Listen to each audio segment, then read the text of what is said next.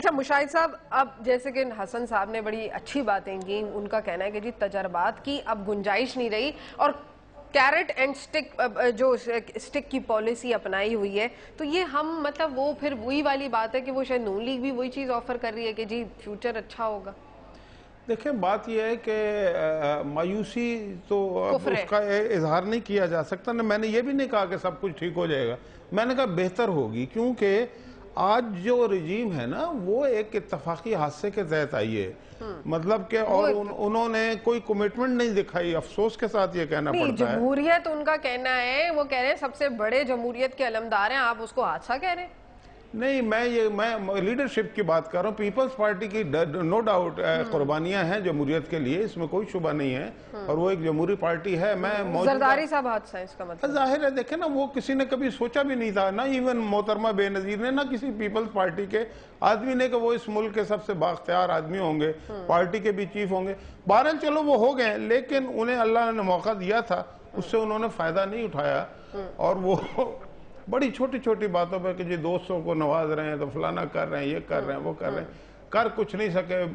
मतलब और फिर जिन जो नॉर्म्स थे थोड़े बहुत यहाँ पे, उसको भी मतलब मुआहदा करके तोड़ देना, वादा करके मुकर जाना, और ये समझना कि ये बड़ी अच्छी सियासत है, इसको भी छोड़ दें, उससे भी फर्क नहीं पड़ता। आप ये देखिए कि गवर्नेंस नाम की चीज नहीं है। ये कह तो ठीक रहे ना हसन निसार साहब कि भाई तजर्बे का वक्त नहीं है, इसलिए कह रहे हैं कि इंसानों को, 18 करोड़ इंसानों को रहमो करम पे छोड़ दिया गया, बेयारो मददगार।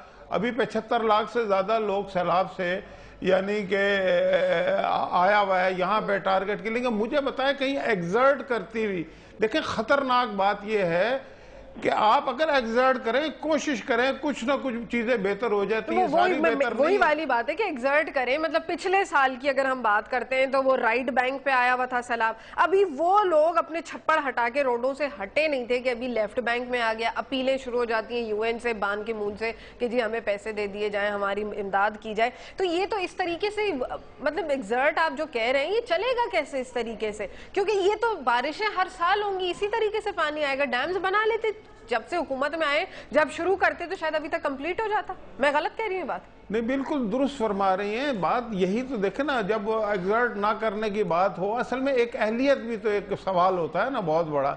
आप अहल होंगे तो बहुत सारी चीजें जो हैं वो सोचेंगे भी। गौर व फिक्र की आदत हर शख्स में नहीं होती।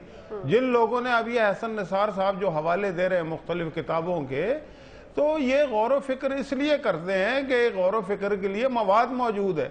जिसने कभी किताब की शक्ल ना देखी हो, जिसने तारीख का मुताला ना किया हो, उसको क्या पता कि इस्लामी जमहूरिया पाकिस्तान के 18 लोग जो हैं, इनके असल मसाइल कैसे हैं, और अगर आफात आती हैं उनसे लड़ना कैसे है, और उनकी पेशबंदी कैसे करनी है। देखिए पेशबंदी नहीं हुई। आप जो कह रही है ना कि डैम नहीं बने या और दीगर चीजें हैं, मैं ओवरऑल बात कर रहा हूं, मैं किसी पार्टी की बात यह है कि आप पेशबंदी करती है सियासी लीडरशिप जो होती है कि भाई मैं फिर वही बीच में एक वही पुराना मेरा सवाल है, मेरी वही रट है कि ऑपोजिशन फिर क्या कर रही है? मतलब ऑपोजिशन हमेशा for every action there is a reaction, so opposition has to act as a reaction. वो जो एक्शन करें आप लोगों का रिएक्शन आना चाहिए। देखें हमारा हर चीज पे रिएक्शन आता है, ना सिर्फ रिएक्शन आता है बल्कि हम और बहुत सारे देखें ना। एक तो पहली बात जहन में ये रखें कि अपोजिशन के पास एडमिनिस्ट्रेटिव पावर नहीं होती, कोई लामहदूद इख्तियार, महदूद एक रोल होता है अपोजिशन का।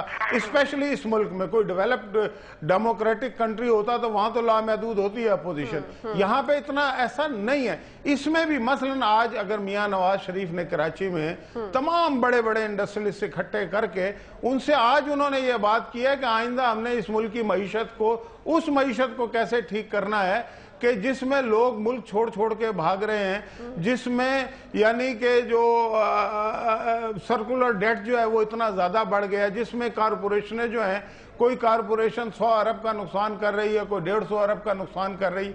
ये सारी बातें ये यानी कि फ्यूचर ही के लिए है ना। और फिर ये है कि आप जब गुफ्तगू करते हैं तो तजावीज, कल दानिश्वरों से बात हुई, प्रेस के लोगों से बात हुई, तो ये गुफ्तगू ही होती है। हाँ, असल में अपोजिशन करो, मैं फिर उसी तरह तरफ आऊंगा। लोग ये चाहते हैं कि इस हुकूमत को उठा के फेंक दें। अच्छा फर्ज करें हुकूमत को भी उठा के फेंक दें, तो उसकी बुनियादी शर्त यह है कि पार्लियामेंट के अंदर आपके पास नंबर पूरे होने चाहिए, वो है नहीं। अच्छा अगर वो हो भी तो पता ये लगता है कि अब अगर यह हुकूमत गिरा दी तो फिर उसके बाद क्या किया जाएगा।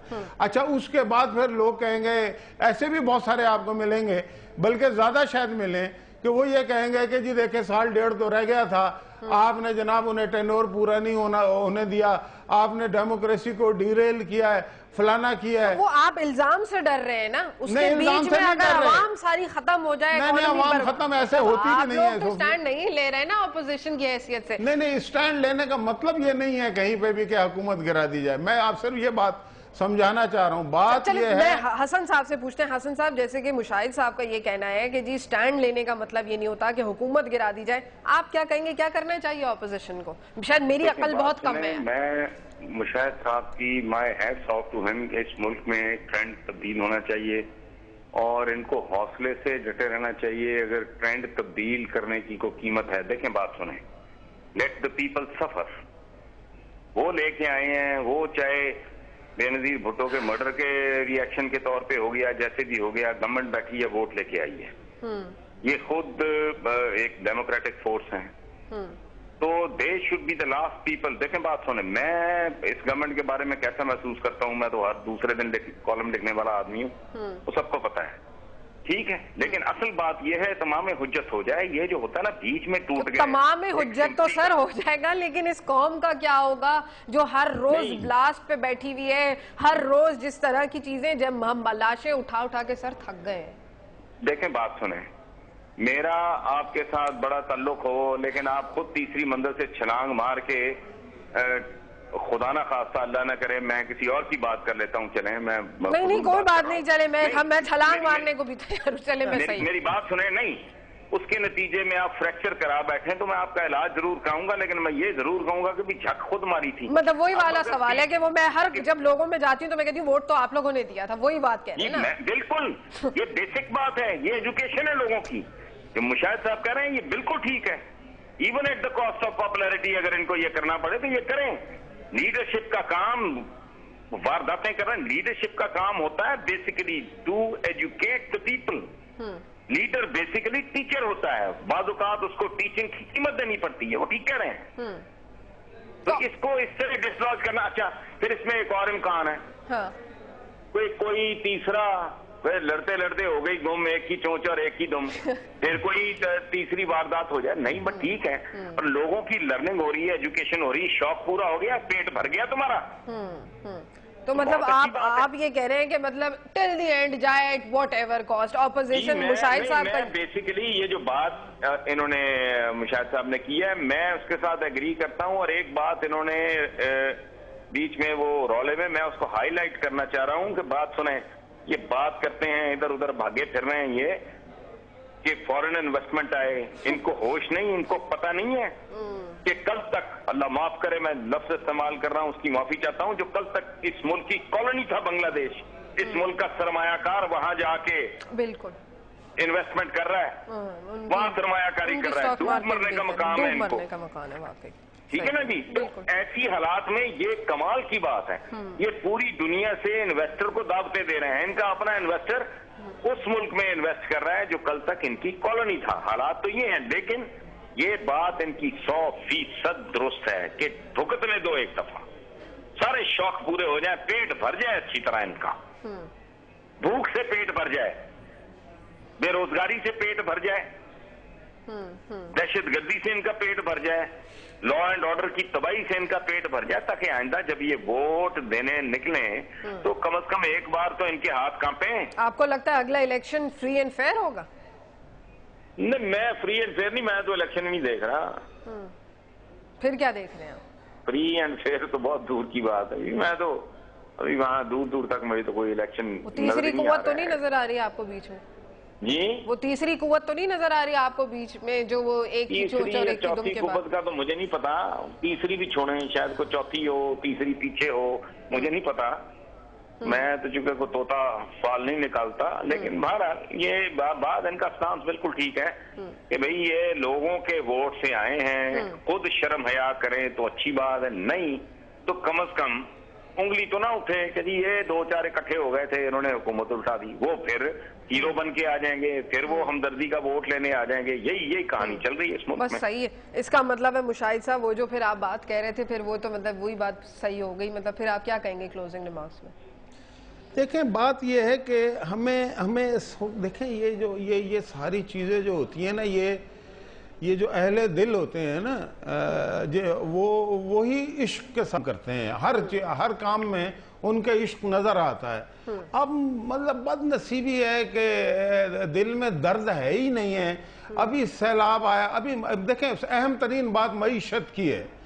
मईशत 2-3 चीजें जो हैं, जब तक अमन अमान नहीं होगा, जब तक एनर्जी नहीं होगी, मईशत कैसे फ्लोरिश होगी? मतलब कि लोग भाग रहे हैं, वो भागेंगे, क्यों नहीं भागेंगे? उनसे भत्ते जब लिए जाएंगे, उनको आप बेसिक जो उनकी नेसेसिटीज हैं इंडस्ट्री चलाने की, वो उनको फराहम नहीं करेंगे तो कैसे होगा? फिर ये है दूसरी बात, मैं एक मरतबा फिर सैलाब की करना चाहता हूँ और सारी कौम से भी ये कहना चाहता हूँ कि इसमें तो खैर सियासत की कोई बात नहीं है।